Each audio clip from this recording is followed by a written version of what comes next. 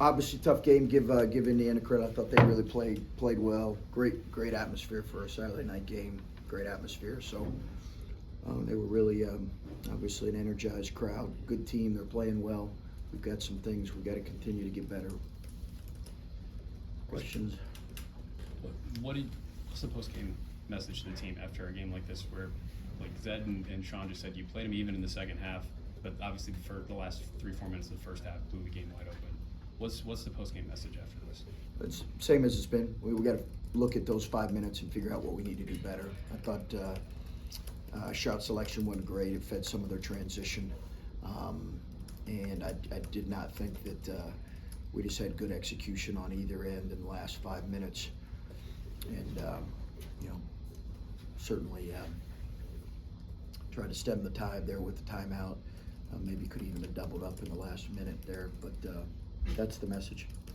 It seemed like you had a pretty good plan early against Trace Jackson Davis to get the ball out of his hands, and yet Jalen Hood-Schifino, 6 of 7 on threes in the first half. Where was the disconnect there? Was it couldn't have always been his guy coming for the double, but what? No, he got a couple in transition, Steve, and I think I think you got two or three in transition. I think there was maybe 1 or 2 that was off of our post trap. I admit the first one might have been off the post trap, but we were quicker to him in the second half for sure. Coach, I think no Tanner in the first half, no Gene in the first half. Any the thought process behind that? Yeah, we're just we're trying to find a rotation, maybe a little bit shorter rotation this time of year. Both those guys I thought did good things. I thought Gene played really hard in the second half. Bryce sitting him about 7 minutes ago. Is that just a chance to get him a little breather? Were you sending a message to him? No. Bryce did good things. He did good things. Just we're trying to get some other guys some playing.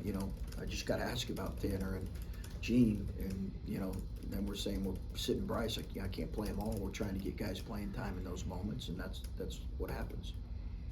The technical foul led to a 6-point possession for them, and then Sean got you right back in it with 2 plays he made. But it seemed like there was a lot of frustration that they called the offensive foul on Zed, and then Race did the exact same thing at the shove off. But they're in no call, and then the nickel dimer on the rebound. Just what was going through your mind there? You need to let Rob know what was really happening. That was my exact point, Steve. Yeah, it was. I thought it was the exact same call. I did not love the call on Zed to begin with, and then I thought the exact same thing happened at the other end, and they missed it. And I thought it was really inconsistent. I let Rob know that, and that's where it was at. Both Sean and Zed talked about leadership and trying to show more leadership, and that's something you guys have talked about consistently for the last couple of weeks. When guys are talking about that, what does that mean to you? What do you need to see specifically when it comes to leadership? Can you give examples or thoughts on what is lacking from that standpoint? I think for Zed, it's just he's got to continue to grow up in that area. He's grown in that area, but he's just got to continue to get better in that particular area. I don't want it to come off like Zed needs to grow up. I'm saying he needs to grow in that particular area. Okay, don't write. Oh, Coach said Zed needs to grow up. I'm not saying that. He needs just to grow in area of leadership, and I think he's it's new for him. I think Sean. I think both those guys, their voices have to be heard. Listen, leadership is a lot about what happens behind the scenes where you guys don't see it.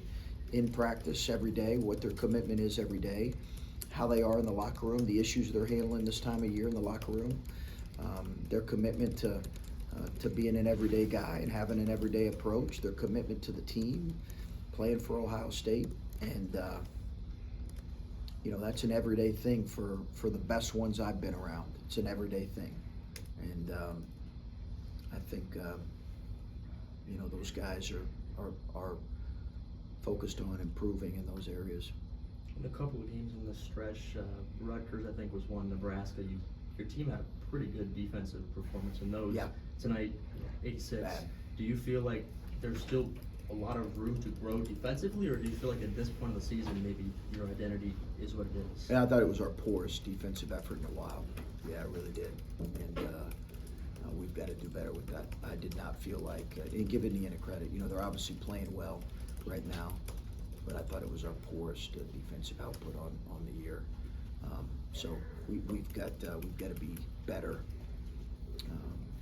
They're a good offensive team and they're playing in a good rhythm right now, but the end of the first half was really just too much.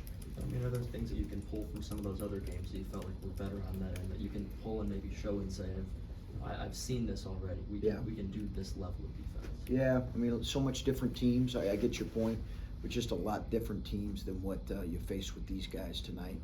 You know, I thought Shafino's ability to really make threes was significant and kind of opened things up. But you know, we'll go back and look at it.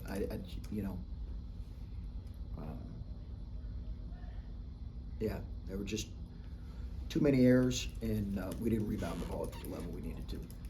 You mentioned that run at the end of the first half. It was pretty back and forth until kind of that final 3 minutes. Just what changed in those final minutes? You know, I think some of our poor offensive possessions led to transition. It's kind of the bottom line. I mean, you know, based off of just the naked eye, we just too many poor offensive possessions.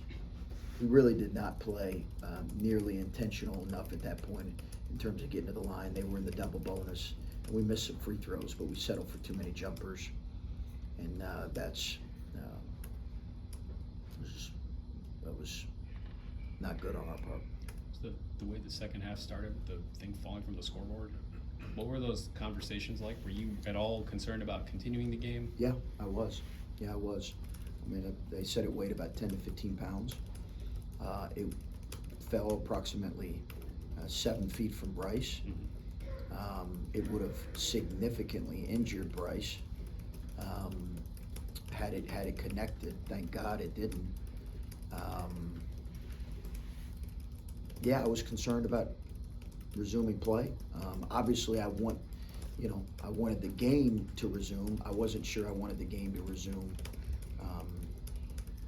You know, under these circumstances, obviously it ended up fine, but that would have been a significant thing. And thank God that it did not injure Bryce or any other player for that matter. You know, we can thank God for that, because it would have. What assurances or conversations did you get that said that it was safe to play? You know, I made sure multiple times. I told the officials I was concerned about resuming.